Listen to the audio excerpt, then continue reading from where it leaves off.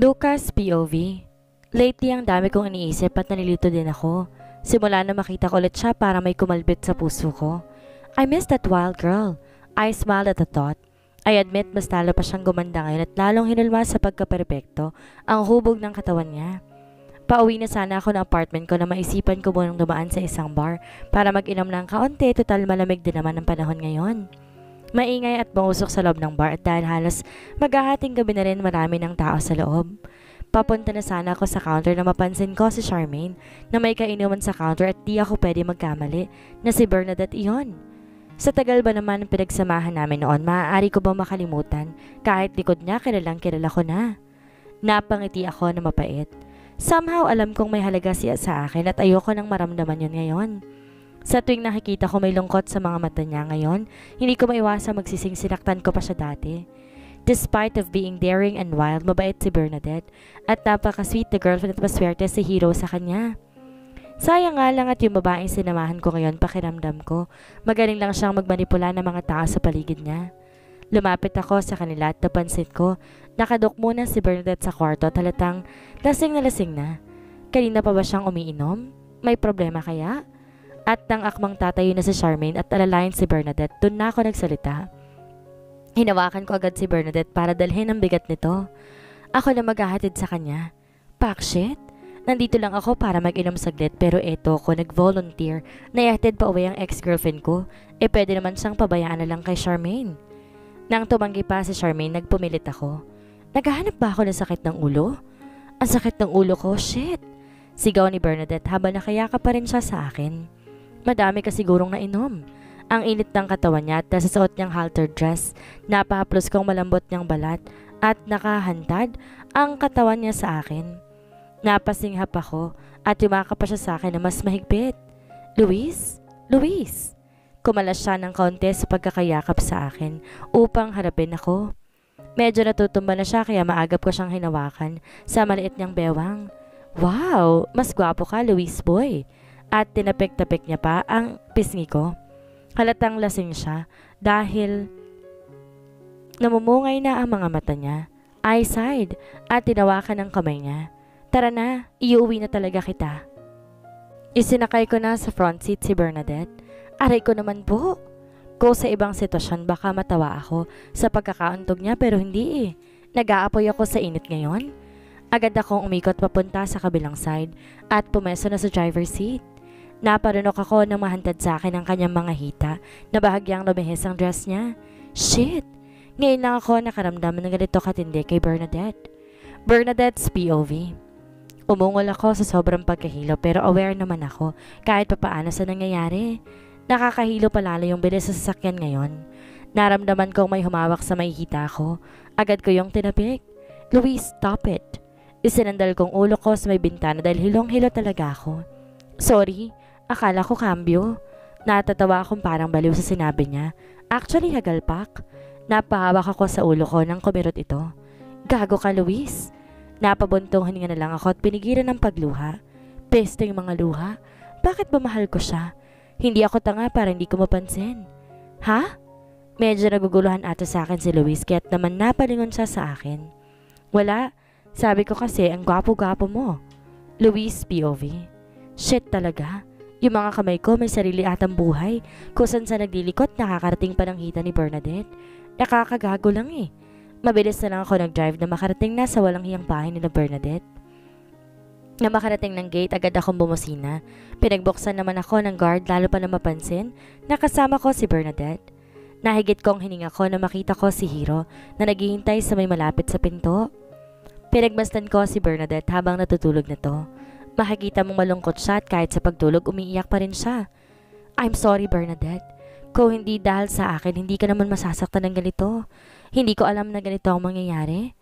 Sa pagbaba ko ng kotse, nagsukatan kami ng tingin ni Hero. Nagpapakiramdaman. Nag-smirk lang ako, tinungong front seat at kinarga ko na si Bernadette. Hero's POV. Kanina pa ako naghihintay dito sa pasyo na mansyon pero wala pa rin si Bernadette. Akala ko naman sasaglit lang sila ni Charmaine doon sa bar. Abat balak pa ata magpaumaga. Kung makakalis naman ako, akala mo wala siya mga anak. Ang hirap pala mag-alaga ng dalawang makukulit at malilikot na bata. Partida pa yung wala pa kaming katulong dito sa mansyon. Paano ba nakakayanan lahat ni Bernadette iyon? Hindi lang ba talaga ako sanay kaya ganon? Naipilig ko ang ulo ko. Huminga ng malalim at naglakad-lakad sa may paso habang iniintay ang pagdating niya. Di ako dapat magalit dahil ngayon lang naman siya nagkaroon ng oras para sa sarili niya pero shit, napapaisip ako. Baka mamaya niyan madami na nakipagkilala at sawayaw sa asawa ko. Nagsiselos ba ako? Ilang araw ko na rin iniisip yun eh. Ano nga ba si Bernadette sa buhay ko? Alam ko hindi lang siya basta-basta pero mahal ko na ba siya? Siguro para safe ang sagot ko, mahalaga siya sa akin. Ilang oras din ba ako naghintay dito sa paso? Hating gabi na pero wala pa rin sila. Ayaw naman sagutin ng tawag ko. Gagalitin ba talaga niya ako? Alam namang naghihintay ang asawa niya. Anak ng... Napatayo ako ng paso na may pagbuksan ng gate yung guard at nangunot ang noo ko na mapansing hindi pamilyar ang kotse. Hindi naman to yung dala kanina ni Charmaine ah. Sino hinayupak naman tong naghatid kay Bernadette? Nak ng putsa. Bumaba nang naman ng kotse at nagulat ako na malaman kung sinong nila naman ang driver's seat. Ako ba ginagago nila? Si Luis ang kasama niya. Nakilala ko siya noon dahil pinakilala siya sa akin ni Bernadette bilang boyfriend nito. Tingnan mo nga naman. Sinong mag-aakala na ako rin na maging asawa ni Bernadette? Bayaw pang tawag sa akin dati noon. Napangiti ako na mapakla sa isipin na iyon. Hindi mo talaga masasabi ang mangyayari sa hinaharap. Una, masaya ako sa piling na Miranda habang iniintay ang kambal namin. Pero bigla na lang siyang mawawala sa akin at sa isang iglap, ang kapatid pa niya naging asawa ko. Minsan naiisip ko, para naman si Bernadette? May sarili siyang buhay nang pinilit siya ni Papa na magpatali sa isang kasalang ito. May nagbago naman sa amin ngayon, hindi ba? Puisit. Bakit puro katanungan na lang ang nasa isip ko ngayon? Dati naman wala akong pakialam sa mga tao sa paligid ko. Nagkasukatan kami ng tingin ni Luis habang humahakbang siya papunta sa pwesto ni Bernadette. Parang may biglang nagngit-ngit sa puso ko na makita ko na buhati niya si Bernadette. Para bang di ko kaya makita si Bernadette na hawak ng iba. Bullshit! Ano pa bang itinatayo ko dito? Ako dapat ang nandun eh. Ilang segundo pa nang maramdaman ko na ang paa kong humahakbang papalapit sa dalawa. Buhat ni Luis si Bernadette at muli, nagkasukatan kami ng mga tingin. Nagpapakiramdaman sa nagbabadyang gulo. Hindi na siya mamahatid ni Charmaine, kaya ako na nagpresenta. Sabi niya sa kontroladong boses. Sinaloko naman si Bernadette nang iabot siya sa akin ni Luis. Di pa rin humuhupa ang ngit-ngit sa puso ko, lalapat na yung isip ko na magkasama sila kanina. Posible nga siguro nagsiselos ako dahil tanggi ko man alam ko na mahalaga sa akin si Bernadette. Salamat. Alam ko na nagmagandang loob lang siya pero gusto ko ibaba si Bernadette at bigyan ng lalaking to na isang suntok man lamang. Bakit ba bumabalik na naman siya? Pagkatapos yung iwan si Bernadette noon, akala ba niya may babalikan pa siya? Pasensya naman. Asawa ko na siya at akin na siya. Kailan pa ako naging possessive? Kung makakaangkin ako, kala mo naman batang inagawa ng candy. Pagkaalis ni Luis, agad ko nang kinarga si Bernadette sa kwarto namin upang ihiga. Nagiting asa siya nang tinatanggal kong sandals niya. Ganito siya dati eh. Araw-araw umuwi ng lasing kaya naman madalas niyang napapasakit ang ulo ni Miranda. Bumalik na naman siya sa pagiging party girl. Huwag ko lang talagang malalaman na nakikipaglandian siya sa ibang lalaki, lalo na sa hinayupak na Luis na yon. Bakit ka ba nagpakalasing ha? Iritado kong tanong habang inaayos siya ng higa. Di pa man din ako nakakaliyo sa kanya upang pumunta sa banyo, ay tumayo na naman siya. And so, pakialam mo, sino ka ba? Sabi niya habang umuupo pero mukhang hindi niya kayang ibalanse ang katawan niya. Anong pakialam ko? Asawa mo ko. Hindi ko na napigilan magtaas ng boses. Di niya alam kung gaano ako nag-alala sa kanya kanina at kung anong nararamdaman ko na makita ko sila ni Luis na magkasama. Nagulat ako nang tumayo din siya at tinuruduro ako sa dibdib. May problema ba siya? May nagawa ba ako? Yun nga eh. Asawa mo nga ako pero hindi ko naman ramdam. Buisit lang eh. Ilang saglit akong nagulat sa inaasal ni Bernadette. Oo, nakikita ko siya nakikipagtalo noon sa kapatid niya pero ni minsan hindi niya yun minura. Ano bang ginawa ko para kasuklaman niya ng ganito? Napakasama mo naman eh. Binigay ko naman lahat-lahat pero bakit siya pa rin? Napaurong na lang ako nang pagsusuntukin niya ako sa dibdib. Hinayaan ko na lamang siya. In 3 years buong buhay ko, binigay ko sa inyo ni na Elsa at Arthur pero bakit mo ko ginaganito? Ano pa ba ang kulang ha? Bakit siya pa din? Mas matindi pa sa suntok ni Bernadette ang nararamdaman ko ngayon nang umiyak na siya.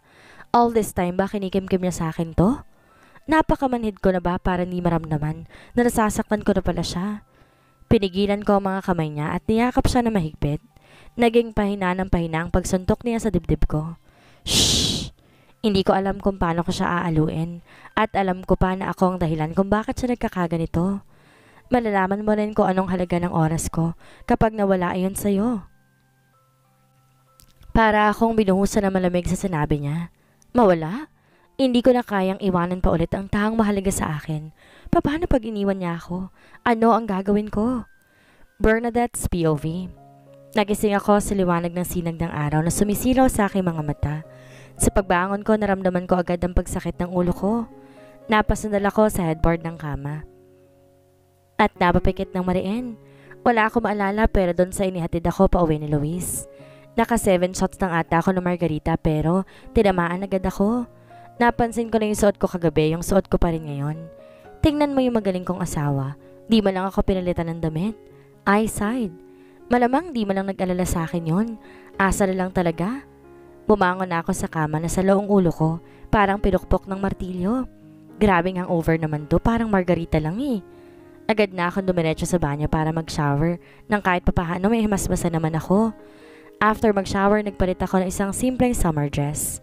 Nagmamadali ako bumaba ng kusina dahil tinanghali na ako ng gising. Ano kayang kinain ng mga bata kanina bago pumasok ng school? Paano naman yung mga baon nila? Hindi ako dapat uminom at nalalasing eh. Napahilot ako sa bato ko. Napaka-irresponsable ko naman. Nagulat ako na sumulubog sa akin si Aling Delia na nasa kusina tagtitimpla ng kape. Kailan pa ho kayo nakabalik, Aling Delia? Tanong ko sa kanya. Habang umuupo sa komedor para magtimpla ng sarili kong kape.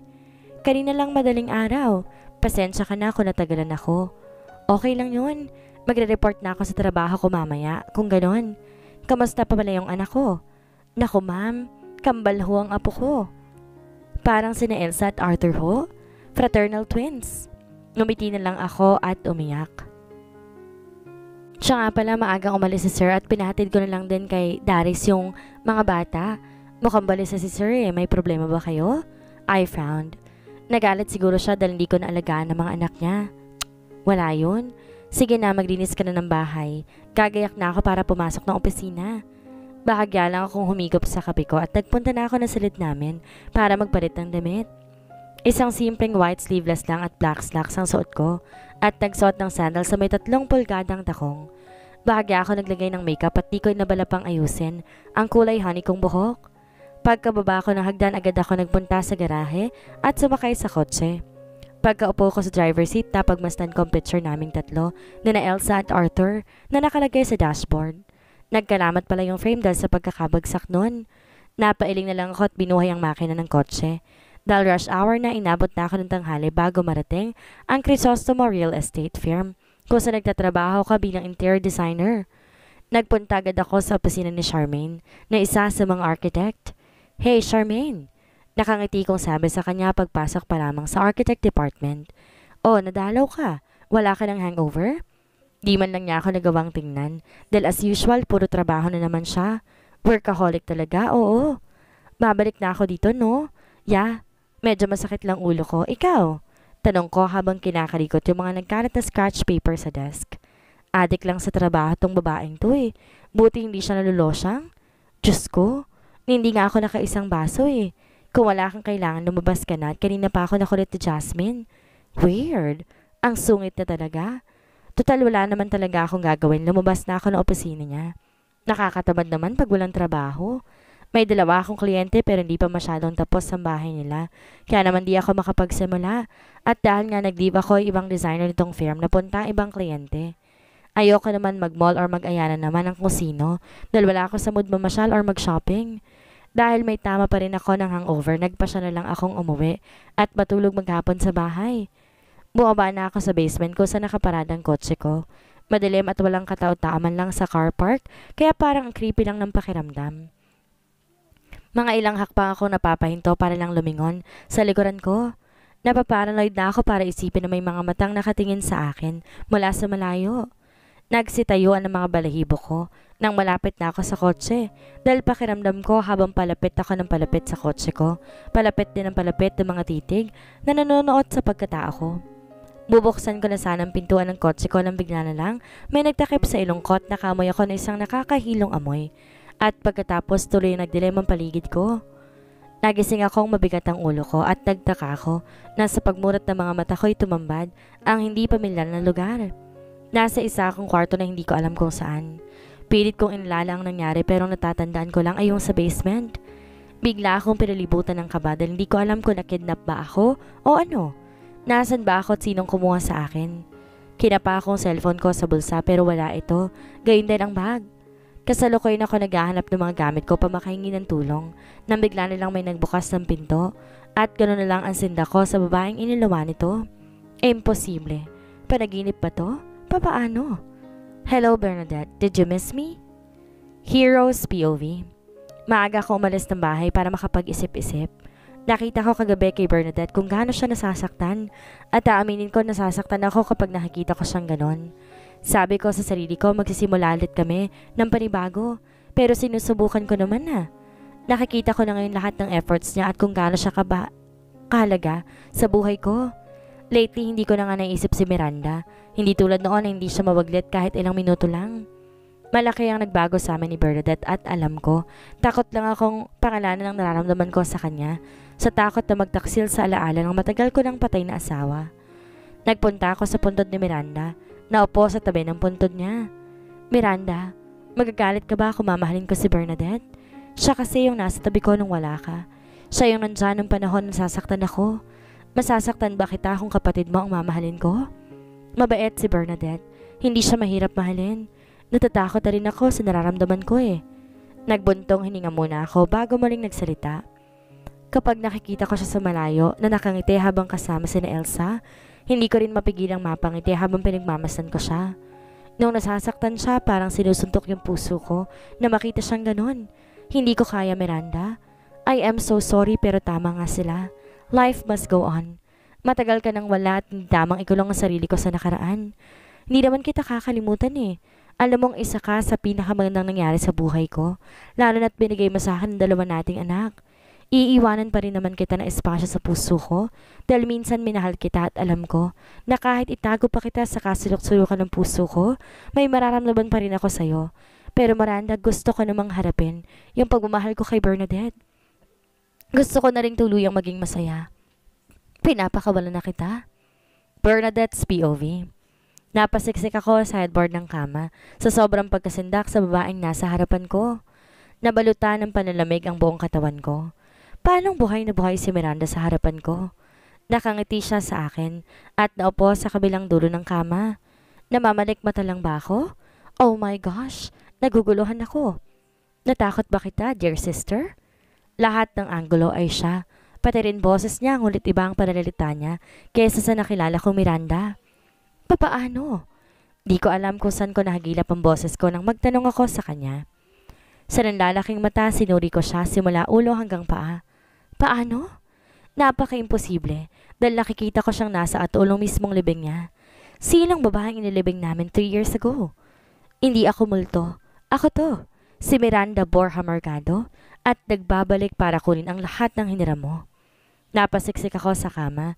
Lumapit siya sa akin at napakisot ako nang hawakan niya ako sa mukha. Ramdam ko ang warmth sa mga balat niya at alam kong may nanalaitay na dugo doon. Madami pa rin akong tanong sa kanya pero hindi ko maitanong dahil naroroon pa rin ang pagkagulat ko sa taong nasa harapan ko ngayon. Ito si Miranda na namatay 3 years ago. Buhay na buhay. Alam ko kung anong iniisip mo, kung paano nangyaring buhay ako. Di pa rin ako makapagsalita at tumango na lamang. Hawak niya na mahigpit na mukha ko na halos bumuon na ang mahahaba niyang kuko sa balat ko. Simple lang, hindi ako mamamatay. Hindi ko akalain na bantay sa laki ka pala, Bernadette. Bakit di ka na lang magpasalamat? Inako kong lahat ng mawala ka. Bakit ka ganyan? Bakit mo sila iniwan? Bakit mo pinabayaan ang asawa mo? Marahas ko siyang itinulak na kinabagsak niya sa sahig. Baka nakakalimutan mo na ako si Bernadette, isang palaban at rebeldeng anak. Sa aming dalawa siya ang sweet at mahinin kaya hindi niya ako matatanan ng ganito. Naghalo-halo ng nararamdaman kong frustration, sama ng loob at pagkarito. Nagulat na lang ako na biglang tumayo si Miranda at sinampal ako sa mukha. Hawak ang kanang pisngi ko, napaawang ang bibig ko sa ginawa niya. Malaki na pala ang pinagbago niya. May sinabi ba akong pulutin mong lahat ng tinira ko? Palibhasa inggit ka lang dahil lahat ng gusto mo sa akin napupunta. Alam ko naman na gusto mo si Hiro noon pa man. Pero ano, kasal na siya sa akin.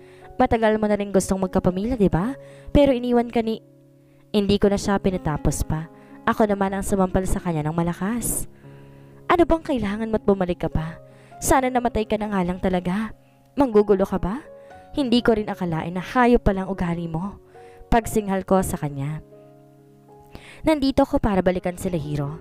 Hiniram mo lang sila at binabawi ko lang. Bigla ako nang hina sa sinabi niyang iyon. Malamang iiwan ako ni Hiro oras na magpakita sa kanya si Miranda. Ano nga bang pinanghahawakan ko kay Hiro? Hindi nga niya ako mahal. Gusto kong maiyak sa isipin na iyon pero hindi ko yun pinapakita kay Miranda. Napakasama pala niya. All this time niloko niya kami at pinagdaroan. Paano mo napeke ang pagkamatay mo? Binuksan pa namin ang ataol mo noon. Ang galing, diba? Kamukhang kamukha ko. Nung nanganak ako sa mga bata, biniyaran kong doktor para palabasing namatay ako sa panganak at tinulungan ako ng kaibigan ko para maisagawa yun. Effective, diba? Habang kayo paiyak-iyak sa tabi ko, ako naman tumatawa lang. Guess what? Nasa libing ako noon at pinapanood ko kayo. Nakaka-touch naman, ang dami nagmamahal sa akin. Kiniyom ko ang kamay ko upang hindi na siya muling masampal. Niloko mo kami. Anong ginawa namin sa'yo para paglaruan mong feelings namin? Minahal ka namin ah. Minahal ka ni Hiro at alam mo bang sobra siyang nasaktan nung mawala ka? Hanggang ngayon nasasaktan pa rin siya. Alam ko, dahil head over heels siya. Kaya nga hindi ako takot na napangasawa ka niya eh.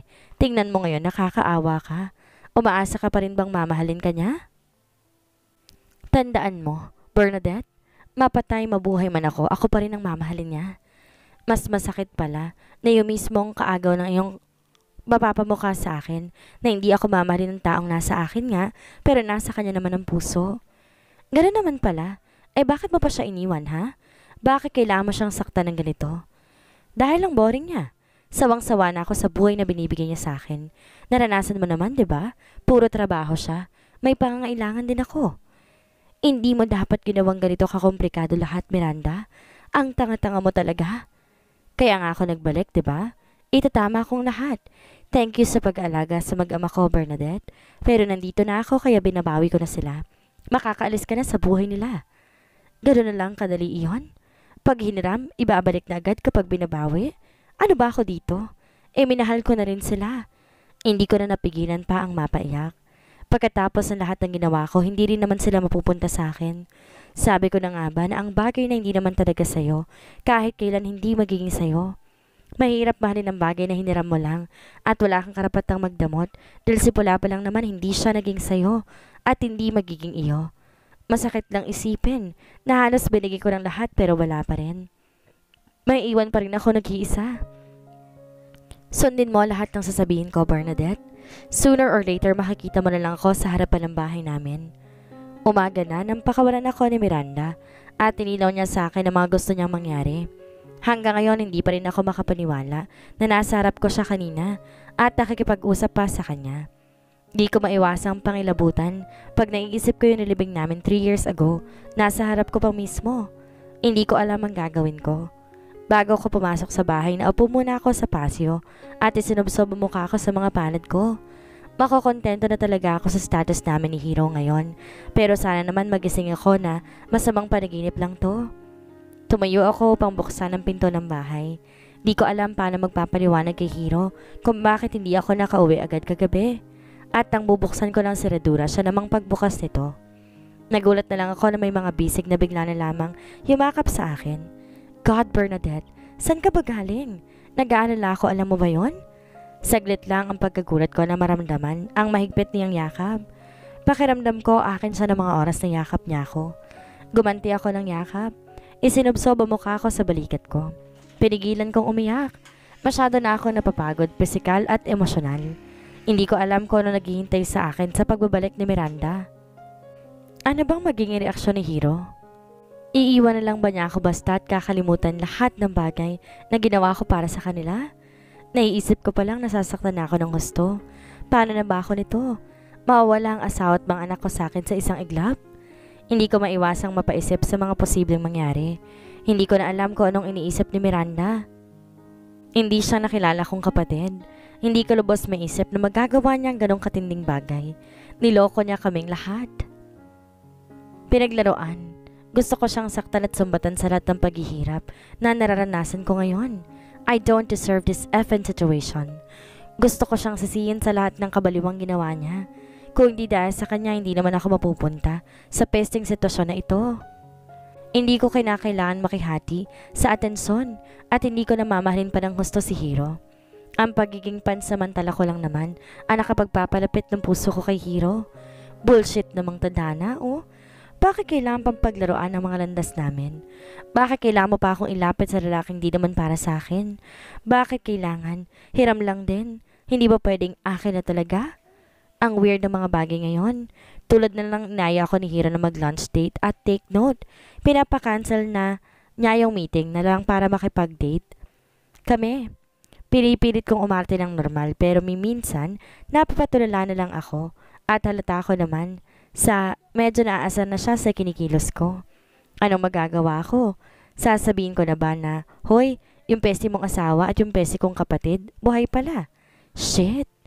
Dilala niya ako sa isang Chinese restaurant at nabalik lang ako sa sarili ko nang makita ko ang isang bouquet ng white roses. Bigla na lang ako napangiti nang ipinapakita niyang sweetness. Sabihin mo lang, Hiro, na mahal mo ko, ipaglalaban kita. Bigyan mo ko ng dahilan para lumaban. Kailangan ko ng assurance kahit yung 3 salitang man lang yon na mapawi ng lahat ng takot ko. Mabigyan man lang ako ng kahit 1% na pipiliin mo ko. Bernadette, nangako ko sa'yo, diba? Nababawi ako sa'yo. I am so sorry kung nasasaktan na pala kita pero maniwala ka, mahalaga ka sa akin at ayoko nasasaktan ka. Nakikita kong sincerity sa mga mata niya, lalo pa nang hawakan niya ang kamay ko. Mahalaga? Given na yan, Hiro. Dapat lang napahalagan mo mga taong nagpapahalaga sa'yo. I know. Paano ba to? Napaisip ako nitong mga nakaraang araw. This time, sigurado na ako, Bernadette. Alam mong mahirap para sa akin na sabihin to. Shit, I'm not used to it. Huwag mo na akong hihintayin pa, Hiro. Please lang. Sabihin mo na dahil bawat minutong lumilipas, parang pawala ng pawala ang chance ko. Please lang, Hiro. Hinigpitan kong hawak sa kamay ko, and I encouraged him. Spill it out, I said in a cold voice. Bernadette! Bernadette, Nagitla kaming parehas na mag-ring ang cellphone ko. Agad akong kumalas kay Hiro at narinig ko siyang napabuntong hininga nang buksan ko ang bag ko para sagutin ang tawag. Ganoon lang ang pagkasinda ko na makitang number ni Miranda na nakaregister. Lumunok muna ako bago sagutin ang tawag. Wala na akong pakialam kung nagtataka man ang itsura ni Hiro. Hello, Charmaine? Nice acting, sis. Nakikita kita ngayon kaya umayos ka, Bernadette. Huwag na huwag kang makadikit sa asawa ko. Hindi ako nagpahalata at agad kong inikot ang mata ko sa restaurant. Nanlaki ang mata ko na makita si Miranda sa labas, na nakatayo sa labas ng kotse nito at may suot na bandana sa ulo habang nasa tenga nitong cellphone niya. Nagawa pa niya akong kawayan at ngitian ng pang-aasar. Huwag mo akong susubukan, Bernadette. Huwag kang ilusyonada, pwede? Sige. Naiintindihan ko, Charmaine. Umalis na kayo ngayon din. Huminga muna ako ng malalim bago pinatay ang cellphone. At nang muli kong tapunan ng tingin si Miranda sa labas, ay pasakay na ito ng kotse. Ano daw sabi ni Charmaine? Iritadong tanong ni Hiro. May urgent meeting kasi kami regarding dun sa new project namin together. Mauna na siguro ako. Agad kong kinuhang bag ko. At di pa man din ako nakakatayo na pigilan niya na ako sa aking braso. Pero hindi pa tayo tapos mag-usap, Bernadette. Importante to, he hissed. Next time na lang yan. Ako na nga palang susundo sa mga bata mamaya. Sige. Hindi ko na siya hinayaan pang makasagot at agad na ako lumabas ng restaurant. Sa sobrang frustration ko, nasipa ko yung isang trash can sa kalye. Shit! Ayun na yung pinakingitay kong pagkakataon na udlot pa. Puisit siya. Napakasama na ugali niya. Kapatid ko ba talaga siya? Sana bumalik na lang siya sa impenong pinanggalingan niya. Mamayang 3 PM pa yung uwian ng mga bata. Saan na kaya ako tatambay nito? Na-late ako ng 10 minutes sa pagsundo sa mga bata dahil binalikan ko pa sa bahay ang kotse ko. Buti na lang wala si Hiro sa bahay. Agad akong lumapit sa guard para ipasundo na sa loob ng Montessori ang dalawang bata dahil di naman nakakapasok kung kahit sino doon para na rin sa safety ng mga bata. Exclusive Montessori yun kaya naman mahigpit ang seguridad. Napansin ko rin na hindi yung kasundo kong guard na naka-duty ngayon. Si Mang Damian kasi yung pinagbilinan ko talaga sa mga bata. Lalo na wag ipapasama ang kambal kung hindi lang ako. Si Hiro ang driver namin na susundo. Good afternoon. Susunduin ko sana yung mga anak ko, si Elsa Mercado at Arthur Mercado. Pareho silang kinder, yellow. Tanong ko sa lalaking mid-20s ang edad. Paniguradong nagpalit ng mas batang security dito sa school. Saglit pa siyang tumingin sa logbook at nangunot ang noo. Oh, nasundo na po sila ng mama nila. What? Ako ang nanay nila. Pinakita ko sa kanyang ID ko. Paano? Bigla na lang akong nanghina. Nasaan ang mga anak ko? Nakidnap na ba? Ito na nga bang kinatatakutan ko eh. Sino naman kayang kukuha sa kanila? Sigurado ka ba may sumundo na sa kanila? Ako ang nanay nila kaya paano mangyayari yun? Napakatanga naman ng security nyo dito. Tingnan nyo baka nasa lupay ng kambal ko. Nagagalit na naiiyak na ako sa kaba dahil nag-aalala ako ng gusto. Patay ako nito sa asawa ko. Huminahon ho kayo, misis. Pero nasundo na nga po sila ng nanay nila at nagpakita din siya ng ID. Si Mrs. Miranda Mercado ho ang nakapirma dito sa logbook eh. Ano?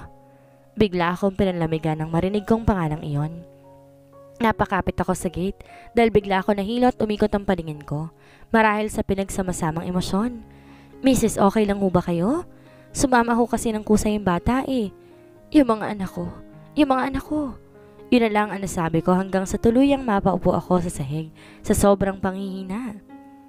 Ano ang mangyayari ngayong muling nagbalik si Miranda?